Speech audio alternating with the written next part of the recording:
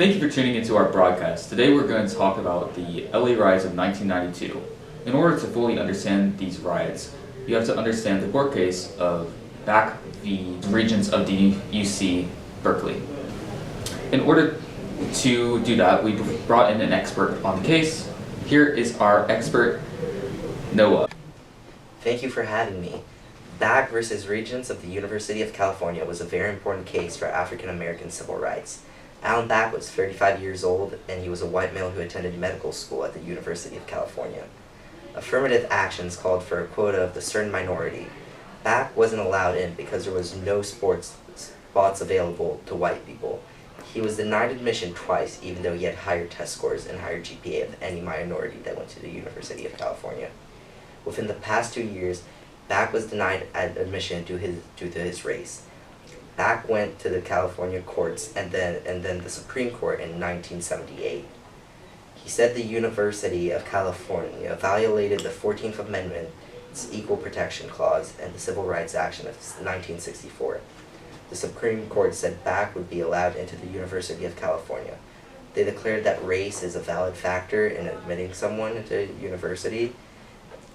Affirmative action was deemed legal, but some states didn't allow it. Overall, this case helped African Americans by allowing them to have higher chances of acceptance into universities than before. Most people of color were allowed into the university after this. Thank you. Now on to the LA riots.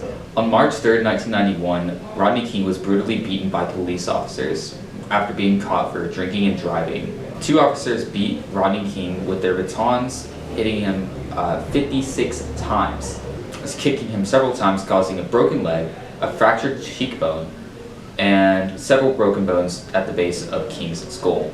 Other officers around King did nothing to help him but stood and watched. On April 29, 1992, the officers responsible were acquitted on assault. The acquittal of these officers sparked the beginnings of the riots. Here's a clip of the incident warning it is violent and not suitable for children.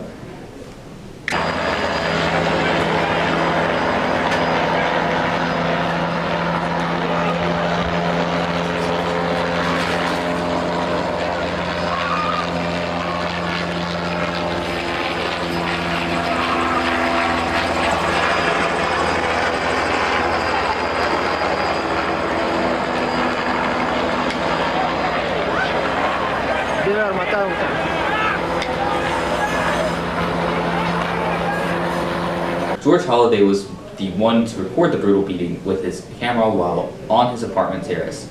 King would bring this incident to the courts. Hey, the actual riots started on April 29, 1992. Sergeant Stacy Kuhn, Lawrence Powell, Theodore Bracino, and Timothy Wind were all acquitted of the use of excessive force with the beating of King at 3:15 p.m. The jury felt the 81-second clip was not enough explanation for the whole story. 2 hours later, the police were called to Florence and Normandy. The first signs of violence were people throwing beer cans at moving cars. The police quickly left the scene and didn't come back for over 3 hours. Meanwhile, the violence spread like fire. At 6:30, angry protesters gathered outside of the police station. News stations began broadcasting footage from Florence and Normandy. Then the true hell began. Whenever Reginald Denny woke up that morning, he did not suspect being a major victim of the riots. That would come later that day. Denny was dragged from his cab, beaten with a tire iron, fire extinguisher, and a brick. His skull was obliterated into 92 pieces. Denny was on the brink of death until 4 people rescued Denny from his attackers: Bobby Green, Titus Murphy, Terry Burnett, and Lee Yulee. They all saw Denny being attacked on the streets and attempted to rescue him. Nearly 2 hours after Denny's beating, a state of emergency is declared by the mayor. Tom Bradley, the governor of California, Pete Wilson, called in 2,000 soldiers. The city would proceed to be shut down. The exits that led to Los Angeles were all closed. A citywide curfew was put in place as the city was burning. Whenever the sun began to rise on April 30th, many of the people in Los Angeles wanted to keep rioting, as others wanted the riots to come to an end. To prevent further rioting, the 2,000 soldiers were deployed across the city and 4,000 more were requested. Now, the biggest issue at hand was the relations between African Americans and the Korean Americans. We have called in one of our experts on the matter of Korean relations in America.